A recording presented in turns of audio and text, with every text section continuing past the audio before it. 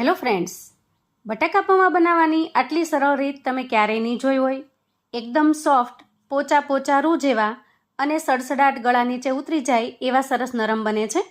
એના માટે એક કુકરમાં તેલ ગરમ કરવા મૂકીશું. એમાં થોડા શેંગદાણાને સાંતળી લઈશું. પૌવાને વધારે હેલ્ધી બનાવવા માટે થોડી કાજુ, બદામ અને દ્રાક્ષને સાંતળી લઈએ અને ત્યાર પછી વધેલા તેલમાં રાઈ, જીરું, હિંગ નાખી ડુંગળી, મરચાં અને મીઠાના લીમડાના પાન નાખીને સરસ રીતે સાંતળી લઈએ. ડુંગળીને સરસ મજાની બ્રાઉન કલરની થાય ત્યાં સુધી આપણે સાંતળી લેવાની છે અને એક નાના મિક્સર જારમાં કોથમીર, મીઠા લીમડાના પાનને ક્રશ કરી સરસ મજાની પેસ્ટ બનાવી લેશું. ત્યાર પછી સતળાયેલી ડુંગળીમાં હળદર ઉમેરી દઈએ અને ક્રશ કરેલી પેસ્ટ ઉમેરી દઈએ. ત્યાર પછી પૌવાને ઉમેરી સરસ રીતે મિક્સ કરી લઈએ.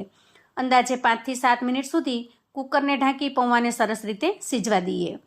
હવે ઉપરથી મીઠું અને લીંબુ નીચવી ત્યાર પછી સરસ મજાના શેંગદાણા, કાજુ, દ્રાક્ષ, બદામ આ બધું ઉમેરી દઈએ.